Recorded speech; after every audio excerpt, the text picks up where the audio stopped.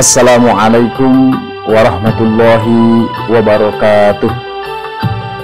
Alhamdulillahi rabbil alamin, wabihi nasta'inu ala umuri dunya waddin, wassalatu wassalamu ala sayyidina Muhammadin wa ala alihi wa sahbihi ajma'in. Amma ba'du. Hadirin kaum muslimin yang dirahmati oleh Allah, Islam adalah agama rahmatan lil alamin. Artinya agama yang penuh dengan rahmat, penuh dengan keberkahan, penuh dengan kebaikan, dan juga penuh dengan kasih sayang bagi seluruh alam di semesta dunia ini. Lalu perlu kita ketahui bahwa ajaran-ajaran Islam ini banyak sekali, di antaranya adalah sedekah. Mungkin ada pertanyaan, mengapa dan kenapa kita harus bersedekah? Karena sedekah merupakan suatu amalan yang dicintai oleh Allah Subhanahu wa Ta'ala, dan juga banyaknya ayat-ayat Al-Quran yang Allah perintahkan kepada kita untuk bersedekah. Hadirin kaum muslimin yang dirahmati oleh Allah, oleh karenanya, sebagai ajaran yang paling sempurna, Islam memperhatikan segala sesuatunya hingga kepada ruas tulang manusia. Bahkan Nabi Muhammad SAW menganjurkan kepada semua muslim untuk mensyukuri seluruh anggota badan hingga ke ruas tulang tubuh manusia ini. Nabi Muhammad SAW dalam sabdanya menjelaskan bahwa bersedekah tidak hanya berbentuk harta benda saja, akan tetapi berbuat kebaikan atau melakukan kebaikan terhadap atau yang dilakukan oleh anggota badan kita ini, itu termasuk sedekah. Contoh, kita diberikan kedua mata oleh Allah Subhanahu wa Ta'ala berikut dengan fungsinya, yaitu bisa melihat kebesaran Allah, bisa melihat ayat-ayat suci Al-Quran, bisa melihat orang-orang soleh, bisa melihat wajah kedua orang tua yang telah melahirkan kita ke alam dunia ini. Selanjutnya Allah Subhanahu wa Ta'ala memberikan dan mengamanahkan kepada kita kepada dua telinga berikut dengan fungsinya, yaitu bisa mendengarkan kalamullah, bisa mendengarkan nasihat-nasihat agama, dan juga tausiah-tausiah yang bermanfaat.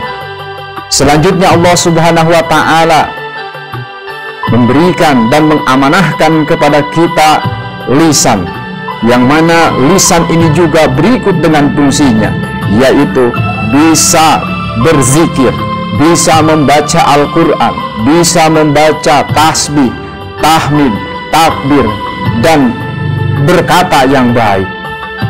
Selanjutnya Allah Subhanahu wa Ta'ala menitipkan kepada kita dan atau mengamanahkan kepada kita dua tangan kita, yang mana berikut dengan fungsinya, kita bisa berbagi, bisa memberi kepada orang yang sangat membutuhkan.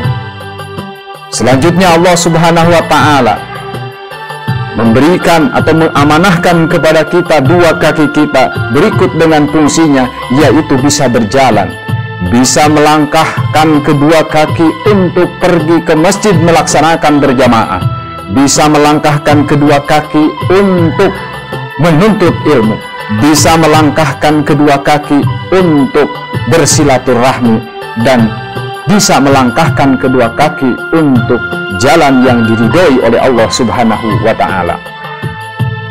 Hadirin yang dirahmati oleh Allah, oleh karenanya marilah kita jadikan seluruh anggota badan kita dari mulai atas sampai bawah sampai ke ruas tulang tubuh kita, kita jadikan sebagai suatu amanah yang benar-benar kita laksanakan dengan sebaik-baik mungkin.